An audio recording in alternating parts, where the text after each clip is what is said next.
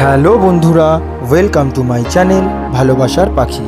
আর আজকের ভিডিওতে তোমরা দেখতে পারবে বাজিস বার্ডের কিছু ব্রিডিং টিপস, যেটা কি না তোমরাও যদি ফলো করো তো তোমাদের পাখিরও খুব ভালো ব্রিডিং প্রোগ্রেস হবে এবং খুব ভালো ডিম বাচ্চা করাতে পারবে।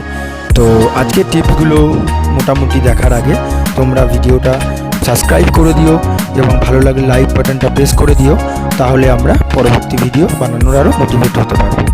তো চলে আসি আজকের প্রথম পয়েন্টে। আজকের প্রথম পয়েন্ট হচ্ছে বার্ডসের হেলথ কন্ডিশন। আচ্ছা, প্রথম হচ্ছে তোমাকে দেখতে হবে বার্ডসগুলোর হেলথ কন্ডিশন যেন একদম ঠিকঠাক থাকে, অর্থাৎ বার্ডগুলো পুরো স্বাস্থ্যবান হয়। এছাড়া বার্ডসের শরীরে কোনো রকম অসুখ না থাকে, যেমন বার্ডসের লুজ মোশন, ফিভার, এই ধরনের অসুখগুলো হলে বার্ডস ঠিকঠাক ব্রিডিং করে না। তো এইগুলো তোমাদের দেখে নিতে হবে। আচ্ছা, নাম্বার 2 পয়েন্টস হচ্ছে বার্ডসের তোমার বয়স।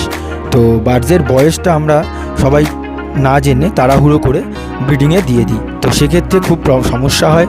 যেমন প্রথম সমস্যা হয় পাখিদের এগ বাইন্ডিং হয়ে যায়, তারা ঠিকঠাক ডিম পারতে পারে না এবং ডিম ঠিকঠাক বেরোয় না। তো সেক্ষেত্রে ফিমেল পাখিটার মৃত্যুও ঘটতে পারে।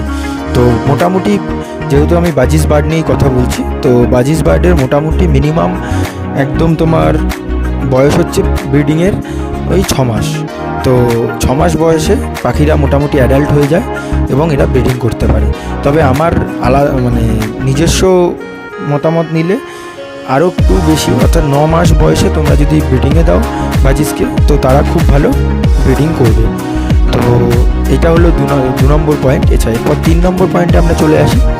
আর 3 নম্বর পয়েন্ট হচ্ছে আমাদের বার্ডসের মেল ফিমেলটা তোমাদের কনফার্ম করতে হবে। আমরা যদি ঠিকঠাক মেল ফিমেল কনফার্ম না করি তাহলে আমরা কোনোভাবেই ব্রিড করাতে পারবো না। যেমন দুটো ফিমেল পাখি যদি নিয়ে নিই, তো সেক্ষেত্রে ফিমেল পাখি হয়তো ডিম দেবে কিন্তু সেখান থেকে বাচ্চা আসবে না। আর দুটো মেল পাখি নিলে তো ডিমেরও কোনো প্রশ্ন নেই, সেক্ষেত্রে বাচ্চারও কোনো প্রশ্ন নেই। তো ফিমেল পাখিটাকে প্রথমে কনফার্ম করে নিতে হবে এবং তারপরে ব্রিডিং দিতে হবে।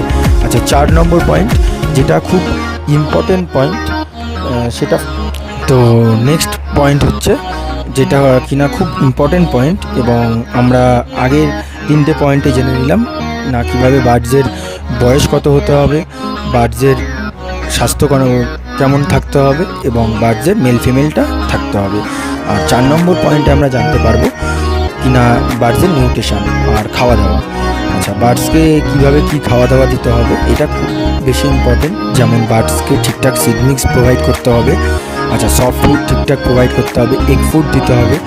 আর এছাড়াও মেডিসিন যেমন ভিটামিন, ক্যালসিয়াম, তারপর আপনার লিভারের ওষুধ, এগুলো একদম ঠিকঠাক করাতে হবে।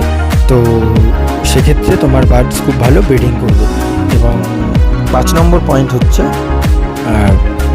স্টেপ নাম্বার 5-এ তোমরা জানতে পারবে আচ্ছা বার্ডসকে কীভাবে প্রাইভেসি দিতে হবে। প্রাইভেসি এটা হচ্ছে আমরা যখন নতুন পাখি কিনে আনি তখন আমরা কি করি, বারবার পাখির খাঁচায় উঁকি মারি, পাখিদের গিয়ে খাঁচায় হাত দিই, প্রত্যেকটা পাখিদের অ্যাক্টিভিটির ওপর নজর রাখি। তো এইগুলোর পাখিরা বিরক্তি ফিল করে। আর পাখিরা যদি বিরক্তি ফিল করে তো সেক্ষেত্রে পাখিরা কিন্তু একদমই ব্রিডিং করবে না।